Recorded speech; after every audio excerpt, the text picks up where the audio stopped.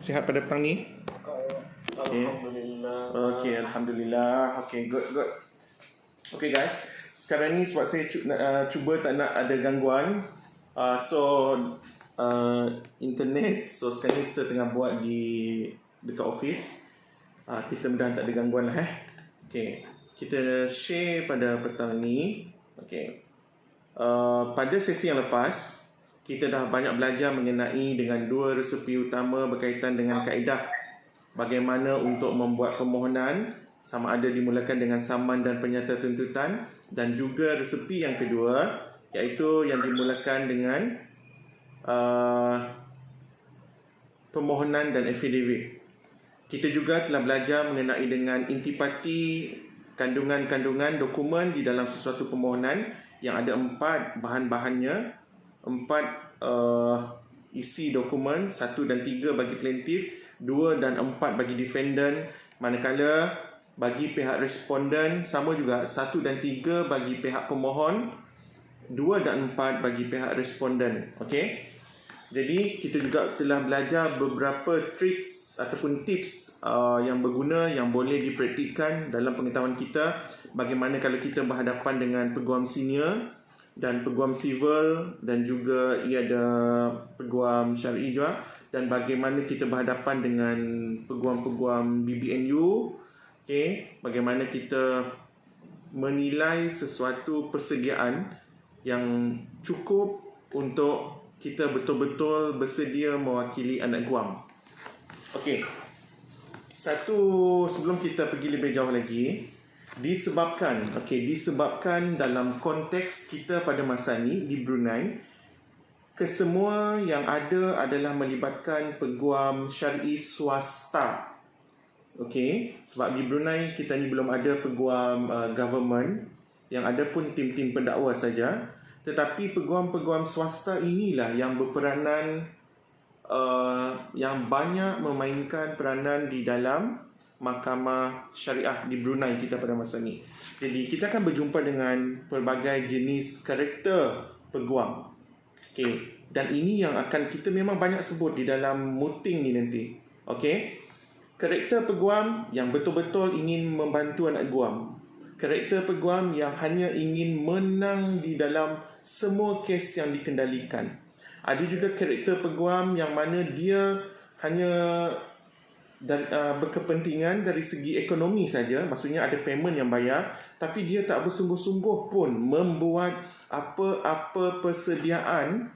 Dia tak bersungguh pun membuat apa-apa persediaan bagi mewakili anak guam. Maka di situ kita akan lihat kebijakan peguam yang diharapkan oleh anak guam, okey, yang diharapkan oleh anak guam akan terserlah di dalam sesuatu prosedur yang telah dibuat, yang telah dilalui di dalam mahkamah. Kamu akan nampak bermula daripada fasa pertama, fasa pra-perbicaraan, fasa penyediaan dokumen, kemudian beralih kepada fasa kedua, fasa perbicaraan penuh, dan fasa ketiga, pasca perbicaraan. Ketika itu kamu akan melihat bagaimana karakter yang saya maksudkan tadi mencerminkan kesungguhan dia untuk mewakili anak guam. Okey?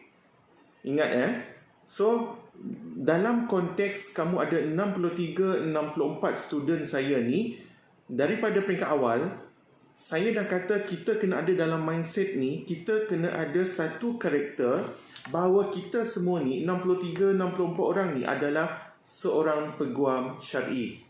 Jadi apabila kita dalam konteks bertindak sebagai peguam syar'i, memang kita gah, memang kita rasa happy sebab kita pun pakai blazer, pakai handsome, pakai cantik-cantik, perempuan pakai tudung hitam, tudung putih, baju bunga-bunga, okey. Macam tu, kemudian pakai jubah lagi. Itu di sana nanti kita akan nampak bahawa kita bukan sahaja sedang dari segi fizikalnya bersedia, tetapi jauh daripada itu pembawaan karakter kita di dalam mahkamah dan bermula daripada jumpa dengan klien sehingga kepada sesuatu keputusan itu dibuat. Di situ akan dilihat bagaimana kita bersungguh-sungguh mewakili anak guam kita ni. Saya selalu advise kepada peguam-peguam BBNU yang menjadi protege saya sebelum ni. Saya kata, saya bagi advice, kalau you all nak cari duit, kalau you all nak hanya pentingkan glamour saja, benda tu boleh datang. Tetapi ia tidak akan berlaku secara konsisten sebab kita nawaitu kita tu dah salah. Sebaliknya, kalau kita konsisten di peringkat awal mewakili anak guam yang telah buat payment kepada kita ni, okey, yang telah pun mempercayai kita ni untuk mewakili ia, berjuang mendapatkan haknya di dalam mahkamah, maka itu yang saya kata bahawa ianya akan menuntut bukan saja kita ni title sebagai peguam, tetapi pembawaan, karakter kita, sejauh mana kita bertugas lumus mendapatkan hak klien mengikut undang-undang dan hukum syarak, maka di situ akan terserlah bahawa kita sesungguhnya adalah seorang peguam syar'i yang hebat. Dan ketika itu, kamu akan nampak kita akan mendapat, bukan saja mendapat rezeki, tetapi kita dari segi ekonomi, maksud saya, kita juga akan mendapat dari segi networking. Networking inilah yang akan menjadi satu macam pegangan kita bahawa tugas kita selaku peguam ni tidak akan terhenti mewakili seorang anak guam itu saja. Sebaliknya, saya pasti anak guam tu kalau ia puas hati dah dengan kita, ia akan membagi tahu kepada pihak-pihak yang lain yang memerlukan khidmat peguam. Dan ketika itulah ia akan try untuk promote kita ni. So macam tu, saya lebih suka kepada kedudukan bagaimana kita bersifat menjaga win-win situation kita, bukan saja kepada anak guam, tetapi kita kena stick dengan etika kita selaku peguam supaya kita ni juga tidak dipengaruhi oleh anak guam. Kadang-kadang ada jenis klien, ia mau disebabkan kononnya ia sudah melantik kita ni, ia dah bayar kita contohnya 10,000, okey, Tuan Fendi saya dah bayar Sir Fendi 10,000, so saya nak kes saya menang dan you kena ikut cakap saya. No.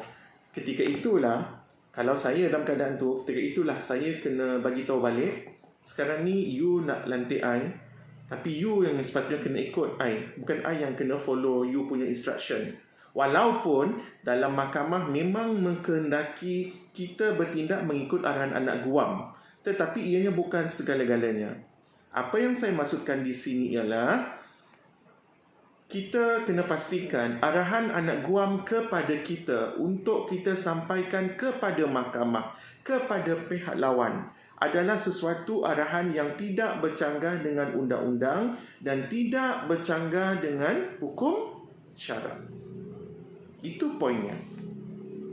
Kalau kita ni dikalahkan oleh anak guam, maka di situ nampak kita memang terpaksa membuang etika kita ni. Etika kita ni tidak akan dapat tercapai dan kita laksanakan sebaik mungkin.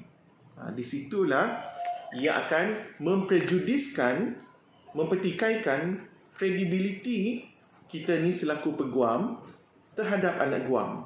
Satu. Kemudian ia juga akan mempertikaikan kredibiliti kita ni selaku peguam yang beretika di hadapan pihak peguam. Peguam macam mana ni? You tahu etika, you tahu undang-undang peguam, tetapi kenapa you masih mau ikut arahan anak guam you yang masih bercanggah dengan hukum syarak dan undang-undang yang ternyata jelas itu bukan haknya? Okay. Yes? Betul. Betul? Betul. Okay. Yes. Okay. Jadi, oleh yang demikian, saya di peringkat utama, tugasan saya yang pertama, saya nak lihat, sebab saya nak kenal student-student saya ni jenis yang macam mana. Saya dah baca lebih kurang yang dah hantar tu 50 lebih tu. Ada sikit lagi yang belum hantar assignment. Saya dah baca, kelemahan kamu sebagai student pada masa ni ialah kamu belum ada satu kemahiran untuk berani ke hadapan. Okey? Memang ada seorang dua berani bercakap apa semua. Tapi saya nak kata apabila bercakap, sebab saya pun student, so that's why saya faham. Kadang-kadang kita ni kurang confident, tidak tahu apa yang akan kita cakapkan, ataupun kita takut apa yang kita share tu adalah salah. Dan kadang-kadang kita ni jenis mudah panik. Kadang-kadang ada juga melibatkan karakter kita ni sebelum ni. Memang kita ni jenis pemalu, jenis muslimah sejati, jenis muslim sejati. Masya Allah. Okey. Sebaliknya, apabila kamu dah jadi peguam, kamu kena maksud saya kamu kena cuba atasi karakter tu untuk menjadikan kamu somebody else yang wow di hadapan mahkamah, wow di hadapan klien, dan wow di hadapan pihak lawan. Sebab kita ni adalah pejuang. Kita ni lah yang bakal memastikan anak guam kita ni dapatkan haknya. Kita berjuang. Kalau kita kalah, kita tak tahu macam mana nak handle. Kalau kita ni tidak buat persediaan, itu yang akan mematikan kita sendiri dalam mahkamah. Kita akan kena checkmate di dalam mahkamah. Faham? So, pada petang ini saya nak bagi peluang kepada 5 penama yang saya sebutkan secara agak tergesa-gesa sebenarnya tapi saya kena buat juga untuk memastikan you all, sebab saya nak tengok kamu bina keyakinan bercakap di hadapan 50 student yang sedang online ni. Okey? Jadi tanpa membuang masa lagi, boleh saya bagi peluang kepada penama 5 penama tadi tu untuk siapa yang nak memulakan sesi pada petang ini. Sebelum saya share benda lain okey. Sebab kita tengok dulu. Okey. Dan bagi 45 orang ni yang selebihnya, tolong pilih mana satu yang you all rasa antara 5 tu yang hebat pada pandangan kamu, dan kita nanti akan buat kontes. Faham? Boleh? Selain daripada 45 tu ya. Okey. Now saya persilakan siapa dulu yang boleh berkongsi bersama kita.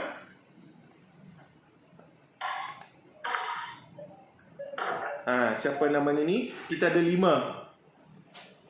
Kita ada 5 nama. Okey.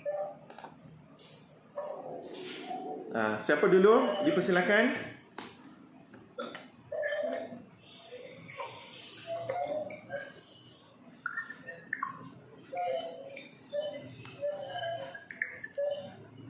Okey, siapa dulu?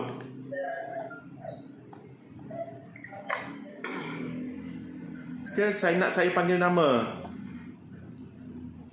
Nak lelaki ke perempuan dulu ni?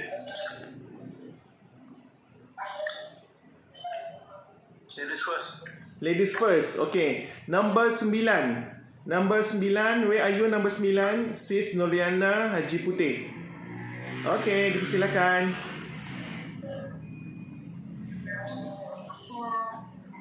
Okay, on video ya. On video.